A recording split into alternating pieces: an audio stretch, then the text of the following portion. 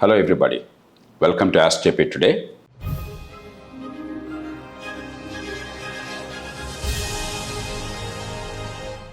Let's take the next question from Harsha Sreenivas. Namaste sir, my name is Harsha and I'm a non-graduate student. I completed my 12th in 2020. My question is, I qualified as a super student in my college with the respective subjects that provided, but I unqualified to learn the life skills, life building abilities which my college didn't provide.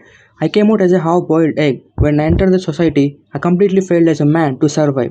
I remember when Dr. APJ Abdul Kalam sir said, to reduce the 30% of syllabus from the curriculum and add the life building skills, social skills to the students. But unfortunately, today no educational institution is aware of this kind of info. How a student can be a good social activist and how can be a good leader and direct the society towards a good cause. I'm not the only student. My sisters, my friends, and my brothers are suffering and lacking this kind of thing and losing their confidence day to day. How can we overcome this kind of how can we achieve this kind of skills and to be a good social activist?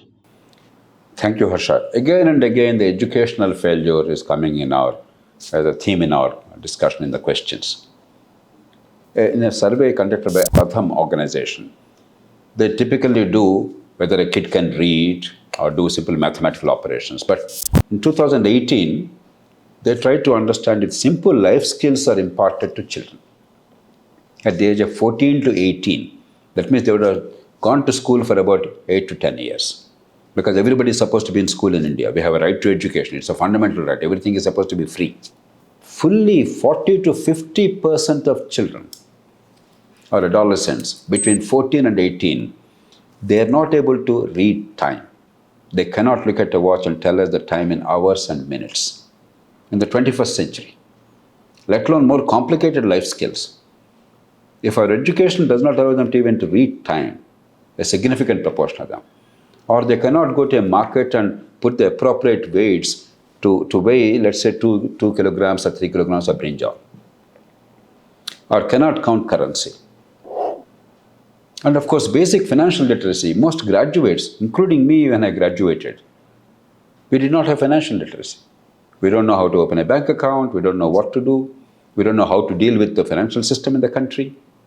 Obviously, there is something seriously wrong. Even when the kid got a decent education, the discipline that she tried to learn, there simply is no understanding of the rest of the world. It's totally insulated. In the most part, mass copying and rote learning. But even where you actually try to learn the subject, it's limited to that and that alone. There are no life skills, there's no ability to live in society. So Harsha's point is absolutely valid. I think two things are critical. Without making everything about marks and grades and ranks, we must make youngsters think and discuss and debate by a variety of academic and non-academic tools: financial literacy, citizenship, basic life skills, and society at large. If we don't have the capacity to understand that and debate and discuss, and if we don't know how to negotiate in this very complex world through actual interaction outside, through internships, by regular exposure to the outside societal and market forces, that child will be deprived, or that youngster will be deprived in society. Far too many Indians are incapable. You ask any employer, even if you have a good degree, they simply don't know what to do or how to do.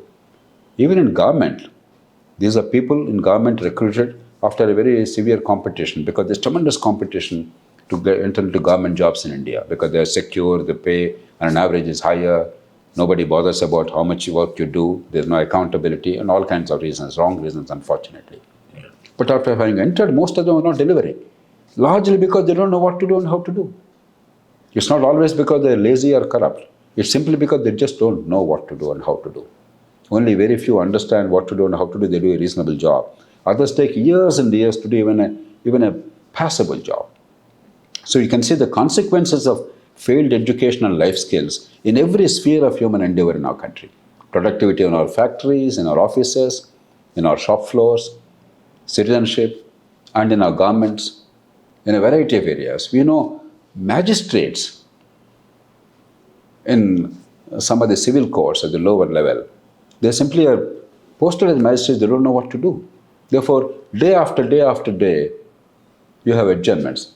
In some simple, straightforward cases where there's no great application of mind required, no great evidence to be adduced, 70, 80 adjournments, most often because they just don't know what to do. We put a premium on ignorance, not on competence. We have to make sure that our kids really are able. When you look at a kid who did 12th grade, let's say in the US or Europe, some other countries, an average or above average kid, the ability to articulate, to think through issues, to come up with very credible solutions, or at least a reasonable approach to solve the complex challenges, it's so heartwarming. In India, you don't find that even in 1% of our kids, not because our kids are any less capable. We simply reduce them into automatons because of substandard, narrow, half-baked educational process. And our homes too. Our obsession as parents about our children's marks and ranks, not about their life skills and ability to deal with the rest of society, hold their heads high. That is doing immense damage to them. No parent wants to destroy the child's future. But inadvertently, by overemphasizing marks and ranks in an academic sense without giving them life skills to navigate, negotiate in complex world, we're actually hurting them.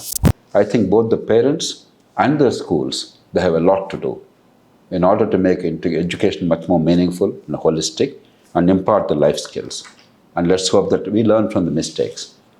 And that's the reason why there's so much of unemployability in India. And a bright kid who didn't have a formal degree, but who knows how to market his skills, how to acquire some skills, they are doing well and confidently.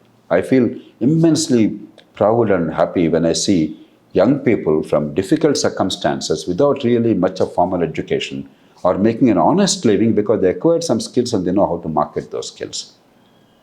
They are far superior to fellows with fancy degrees without any life skills.